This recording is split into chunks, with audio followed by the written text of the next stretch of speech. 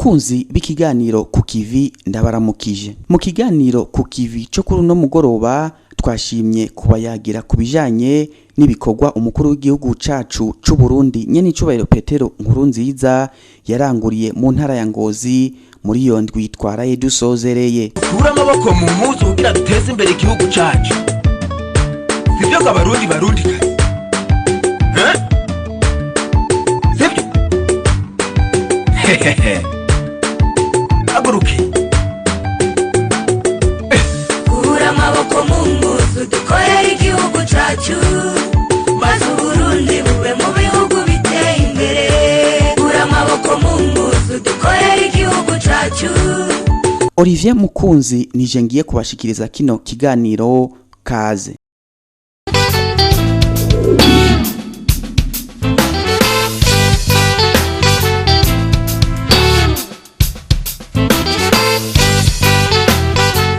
Ku munsi wa mbere igenekerezo rya 29 Myandagaro uyu mwaka w'2016 nyene icubahiro umukuru w'igihugu yarakiriye uwahora aserukira igihugu ca Misiri hano mu Burundi. Ambassadeur Yasser Ragab yaraje kwikebanura nyene icubahiro umukuru w'igihugu n'abarundi kubera ko ikiringo ciwe cyo guserukira igihugu ca Misiri hano mu Burundi cari kirangiye. Mu vyo bavuganye harimo kandi ko ngo igihugu ca Misiri kigiye kuzoshishikara gifashanya n'igihugu cacu c'u Burundi mu bisata bitandukanye nk'indero, amagara y'abantu, uburimyi n'ubworozi n'ibindi. Vyinshi mu vyavugiwe muri uyo mubonano wabereye Ibuye muri komine ya Mumba intara ya Ngozi, reka tubishikirizwe na Jean-Claude Karegwa n'icegera c'umuvugizi w'umukuru w'igihugu. Cari kimuzanye kwari gusezera nyene mukuru w'igihugu n'abarundi kuko ikiringo ciwe cari kirangiye, ariko muri uko gusezera kandi yarafise ubutumwa yarungikanywe na mugenzi we w'igihugu ca Egypte, ubutumwa bwiza bwo kuramutsa nyene mukuru w'igihugu c'u Burundi, kuramutsa abarundi no kubamenyesha yuko igihugu ca Egypte kizobandanya gifata mu mugongo igihugu c'u Burundi mu bikorwa bitandukanye, mu migambi itandukanye ico gihugu kirangura. Uwo herosirukira igihugu ca Egypte ngaha mu Burundi yamenyesheje kandi yuko yifuza ko leta y'u Burundi yoshikikira ico gihugu, aho casavye ko coja mu mugwi mpuzamakungu rijejwe agateka kazina muntu. Aramenyesha kandi ko imigenderanire iri hagati y'igihugu ca Misiri n'u Burundi izobandanya gukomezwa mbere igatera imbere gusumba uko yahora. Yamenyeshe kandi yuko nkuko yavyivugiye ati naragenze ibihugu byinshi byo kwisi, ati ngo nta gihugu ciza nari bwabone nk'u Burundi, ati nta gihugu nari bwabone gifise abene gihugu bafise igishika no gukundana nk'abarundi. Ati rero kuri jewe niteka ko narabaye mu Burundi, ati kandi ndifuza kuzogaruka mu Burundi nk'inshuti y'u Burundi. Nkuko yabishikirije igihugu ca Egypte gisanzwe gifashanya n'u Burundi mu bijanye n'indero, mu bijanye n'uburimyi, hamwe no mu bijanye n'amagara y'abantu, tutibagiye kandi n'inyigisho zitandukanye z'ukariheza ubwenge ku bakozi b'abarundi. Nyine cyo mukuru w'igihugu rero afashe ijambo yamushimiye cyane ku mirimo yaranguye mu mwanya yamaze ngaha mu Burundi. Aramubara ati gihe mwamaze mu Burundi cabereye ikimazi abarundi, ati mwabaye mu Burundi mu bihe bitandukanye, hari bihe byari byiza, hari n'ibihe bitari vyoroshe, atari ko hose ntimwahengeshanije kwerekana ko inshuti nziza, umugenzi mwiza umubonera mu bihe byose. Ati turashima cyane ingene mwabandanye mudushigikira haba ngaha mu Burundi, haba no mu mahuriro mpuzamakungu nk'amanama yagiye araba. Igihugu ca Egypte cagumye gishigikira u Burundi kuko na cyane mu gihe gisanzwe kizi ibibazo by'u Burundi. Inyuma y'uwo mubonano nyene icubahiro umukuru w'igihugu yararonse akaryo ko kugendera umutumba wa Vyegwa aho nyene muri komine ya Mumba, ahariko harubakwa isoko rya kijambere. Akaba yasanze ibikorwa bigeze ku rugero rushimishije. Umukuru w'igihugu nyene icubahiro Petero Nkurunziza yarishikiye kandi ari ishiramwe ryitwa Sobrit rifyatura amatafari ku binga bwa kijambere ryo ngaho nyene mu Vyegwa. Iryo shiramwe rero ngo rikaba rifise ubushobozi bwo guhingura amatafari ari hagati y'ibihumbi 8 n'ibihumbi 10 ku munsi. Umupfasoni Alice Marie Joseline Bigirendavyi arirongoye akamenyesha ko itafari rizimbutse rigugwa amafaranga 270. Aya matafari akorerwa ngaha muri Sobrite na matafari adatuma ijwi ryinjira indani rihera hagati muri ayo matafari. Hanyuma ikindi naco turiko turaraba abantu bakishije aya matafari ya Sobrite benshi bavuga ngo arazimvye ariko umaze guharura inyuma wahejije kubaka usanga igiciro atari kinini cyane gose kuko duharuye ajya matafari asanzwe birasaba ibintu vy'amaripu bijya vyo gutera amaripu bigasaba ibintu vyo gushira ko ntuzenya igikajya gashaperise hanyuma bigasaba yuko bashira ko ishwagara tafari ryacu uhejije kubaka barahanagura neza bagaca basiga kwa kaverne rero bahamaze kuraba loku yose y'inzu usanga iri tafari ryacu ari ryo rizimbutse par rapport yari risanzwe.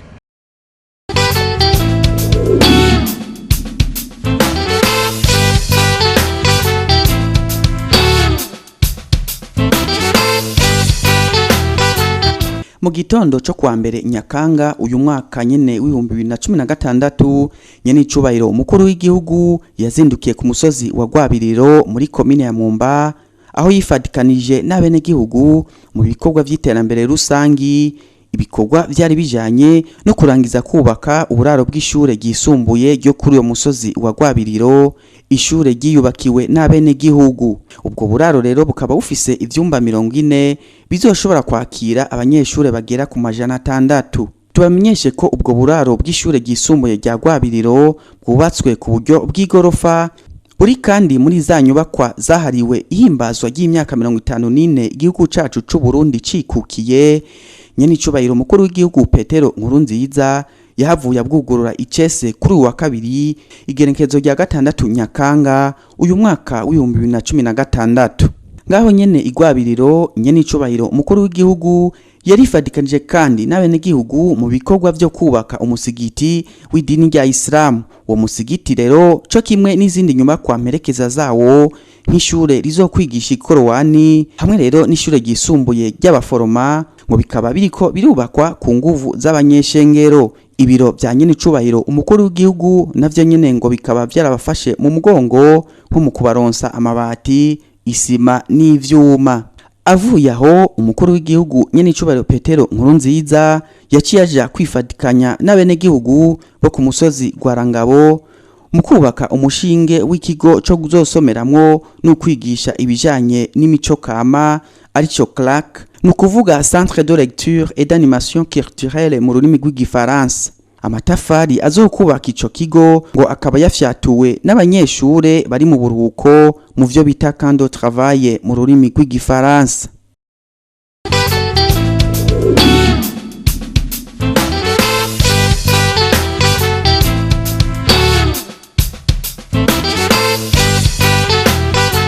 Kwa kabiri Nyakanga uyu mwaka w'2016 nyene icubahiro mukuru w'igihugu Petero Nkurunziza n'umuryango wiwe barifadikanije n'abene gihugu bo muri zone ya Mubuga komine n'intara ya Ngozi mu bikorwa vy'iterambere rusangi vyari bijanye no kuvanga isima, umusenyi n'urucekeri byo kubaka ibiro vya zone ya Mubuga, inzu y'amanama hamwe n'inzu izokorerwamwo ibikorwa byo kuziganya no kuguranana. Izo nyubakwa rero zikaba ziriko zirubakwa ku nguvu z'abene gihugu komine Ngozi hamwe rero n'intererano y'ibiro vya nyene icubahiro umukuru w'igihugu.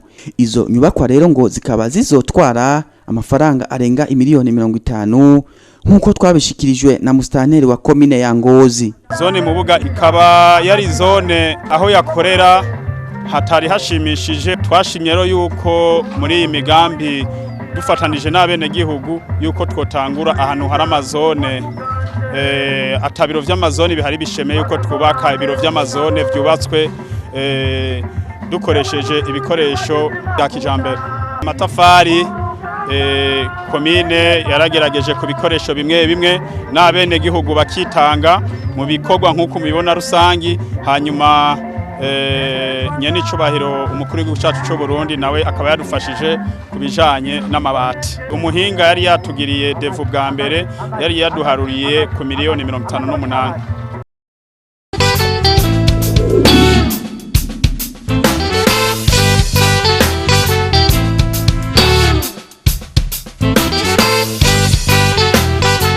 Ku munsi wa gatandatu naho nyene icubahiro mukuru w'igihugu Petero Nkurunziza yatanguriye ibikorwa vy'iterambere rusangi ku mutumba Hayiro zone Buye komine Mwumba intara ya Ngozi ahariko haragurwa ishure shingiro. Iryo shure rikaba ryari risanzwe rifise amasomero 7 hakaba hariko harongerwa ko ayandi masomero 2 hamwe rero naho ubuyobozi buzokorera. Avuye aho nyene icubahiro umukuru w'igihugu yaciye aja ku mutumba Buye kwivatikanya n'abene gihugu mu kubaka ikigo c'imfuvyi kiriko kirubakwa n'ikigo Fondation Buntu, bagategekanya ko ico kigo co kugurura mu misi iri imbere. Nyene icubahiro yaranafashije kandi mu bikorwa byo kubaka ishengero Église du Rocher ngaho nyene kuri uwo mutumba wa Buye. Umukuru w'igihugu nyene icubahiro Petero Nkurunziza akaba yaciyaja mu vyegwa ariko harubakwa isoko rya kijambere rizoba rifise ibibanza bigera ku 248. Ibikorwa vyo kuri uyu wa gatandatu nyene icubahiro umukuru w'igihugu akaba yabirangirije kuri stade ku Gasaka ku mugwa mukuru w'intara ya Ngozi aho yifatikanije n'abene gihugu mu bikorwa vyo kubaka ubwugamo bukuru bw'ico kibuga ca kijambere. Tuzikivi mukozi na wewe mukoresha iterambere riramari dushwaremo tuzikivi mukozi na wewe mukoresha iterambere riramari dushwaremo kume kukivi tugwanya ubunebwe nta kibanza afise mu gihugu tugwanya amarigara y'utujambo ubu nakayo keza ko kwisuzuma twinegure kuvyo tutashitseko maze uyu mwaka tuze tubishikeko imana ihezagire.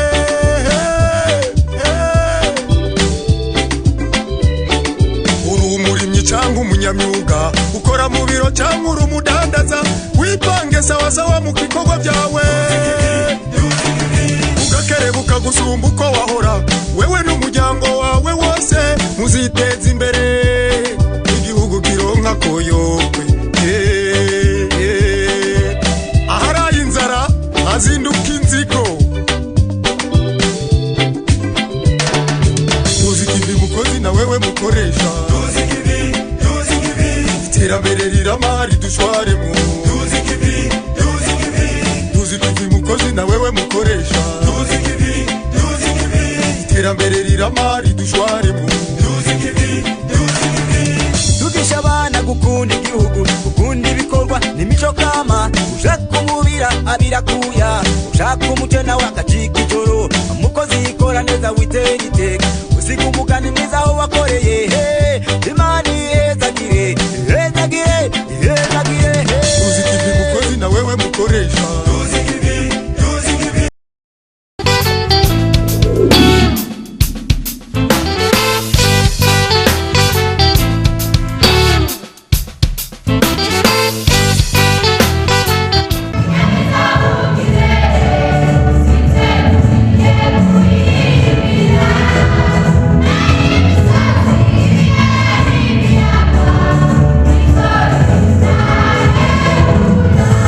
Aho hari muri Cathedrale Anglicane y'Ibuye aho nyene icubahiro mukuru w'igihugu Petero Nkurunziza n'umuryango wiwe bari baramutse bifatikanya n'abakristo b'iryo shengero mu nkuka y'imisa yo kuri uyu w'Imana uheze. Mu nyigisho zatanzwe umwepiskopi wa diocese yitiriwe aberanda bose y'Ibuye yashimikiye ku vyanditswe muri Yeremiya 18 rivuga ahanini ku rukundo rw'Imana n'ingene yaremye umuntu. Musenyeri Macumi akaba yahamagariye abakristo bose guhimbagwa nuko Imana yabaremye akabasaba kugirira ikimazi imiryango yabo n'igihugu cabibarutse. Nyene icubahiro mukuru w'igihugu nawe ati Imana yatugiriye ivyiza vyinshi ari naco gituma dukwiye kwama tuyishimira. Ijambo ry'Imana umukozi w'Imana yaduhaye no munsi ryanyubatse cyane. Twese kubw'Imana yaturemye itubumvye mu biganza vyayo. Iyo Mana yacu ni nziza. Yesu yimpera amashi iyo Mana.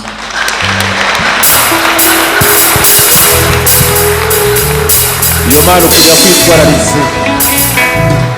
Iyo Mana ukunya kwitwararitse kugira umuntu n'ukuntu bwayo kabisa. Nico tubikwiye guhimbazwa ibihe byose. Ngo Yesu ndaguhimbaza kubyiza wankoreye. Yarakugira ivyiza naje birangira ibyiza. Ishengero ivyiza itureme tugira ivyiza nta kindi twokora gusa turakwishimiye. Yesu Hallelujah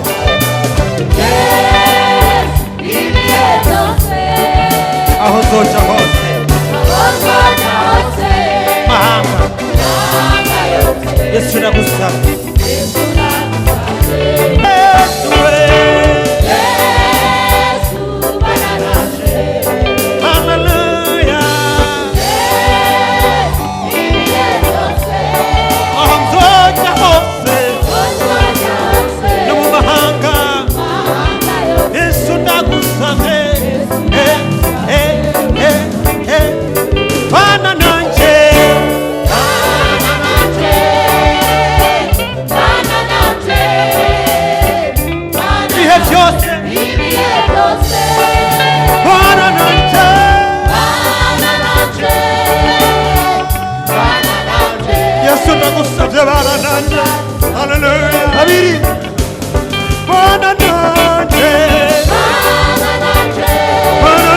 iyo nkuka y'imisa ikaba yasozerewe n'indirimbo zo gutazira Imana.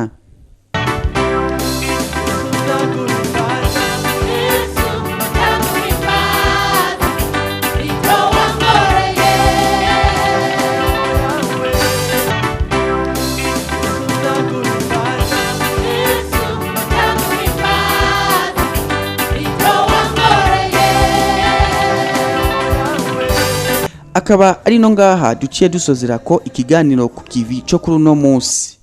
Olivier Mukunzi nakibashikirije nkabanda bipfurije kuranirwa mu banyu no mu vyanyu naho butaha.